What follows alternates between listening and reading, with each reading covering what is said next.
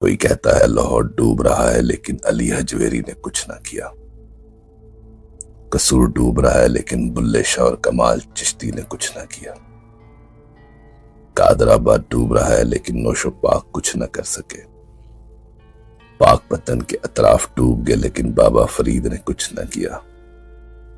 ارے سننے والوں، سنو اور سمجھو، یہ جملے صرف تمہارے کمزور ایمان اور دل کی بے نوری کی دلیل ہیں۔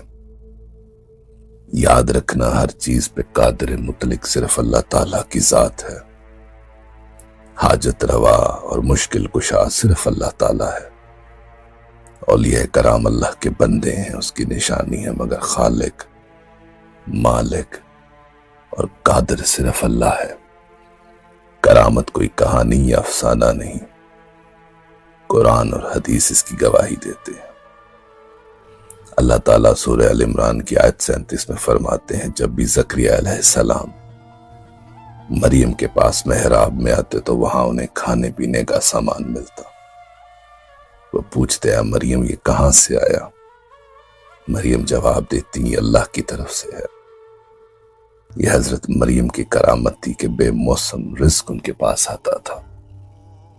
اسی طرح سورہ نمل کی آیت 40 میں حضرت آصف بن برغیادہ کے بارے میں ارشاد ہوا، وہ شخص جس کے پاس کتاب کا علم تھا بولا، میں ملکہ بلقیس کا تخت پلک جھپکنے سے پہلے آپ کے سامنے لے آؤں گا۔ یہ قرآن کی بیان کرتا کرامت ہے۔ رسول کریم صلی اللہ علیہ وآلہ وسلم ترمذی شریف پہ فرماتے ہیں کہ مومن کی فراست سے ڈرو کیونکہ وہ اللہ کے نور سے دیکھتا ہے۔ یہ آیتیں اور احادیث بتا رہی ہیں کہ کرامت حقیقت ہے اور اللہ تعالیٰ اپنے مقرب بندوں کو اپنی نشانیوں کا مظہر بناتا ہے۔ اب سوچو اگر کرامت حق ہے تو اولیاء کرام اپنے شہروں یا مزاروں کو مصیبت سے کیوں نہ بچا سکے؟ یاد رکھو یہ دنیا اللہ کے طے کردہ قوانین قدرت کے مطابق چل رہی ہے۔ سیلاب، زلزلے اور حادثات اسی نظام کا حصہ ہیں۔ کیا تم نے یہ سوال کبھی اٹھایا کہ مسجدیں کیوں شہید ہو جاتی ہیں؟ کیا بیت اللہ پر تاریخ میں سیلاب نہیں آیا؟ امام فقاہی اخبار مکہ میں لکھتے ہیں کہ ایک موقع پر خانہ کعبہ سیلاب میں ڈوب گیا، لوگ طواف نہ کر سکے مگر حضرت عبداللہ بن زبیر تیر کر طواف کرتے رہے۔ ابن ابی الدنیا نے بھی اس واقعے کو بیان کیا، غور کرو، خانہ کعبہ دنیا کا مقدس ترین مقام ہے مگر اللہ کے نظام کے مطابق وہاں بھی سیلاب آیا، کیا اس سے اس کی حرمت میں کمی آئی؟ نہیں۔ اسی طرح آفات کا آنا اولیاء کرام کی شان پر اعتراض کی کوئی دلیل نہیں۔ داتا گنج بخش فرماتے ہیں کہ کرامت ولی کے کمال کی دلیل نہیں بلکہ اللہ کی عطا ہے۔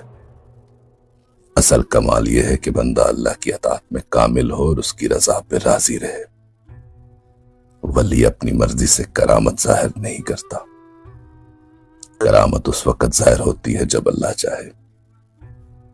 یاد رکھنا ولی محض وسیلہ ہے، اختیار اور قدرت صرف اللہ تعالیٰ کی ہے۔ بس سمجھ لو کرامت حق ہے مگر یہ اللہ کی عطا ہے، نہ کہ ولی کی ذاتی طاقت۔ قدرتی آفات اور حادثات اللہ کے نظام کا حصہ ہیں۔ اولیاء اللہ اللہ کے دوست ہیں، خالق یا مالک نہیں۔ ان پر گستاخی یا طعنہ زنی کرنا ایمان کی کمزوری اور قرآن و سنت کی تعلیمات کی خلاف ورزی ہے۔ اور یاد رکھو حاجت روا، مشکل کشا صرف اللہ کی ذات ہے۔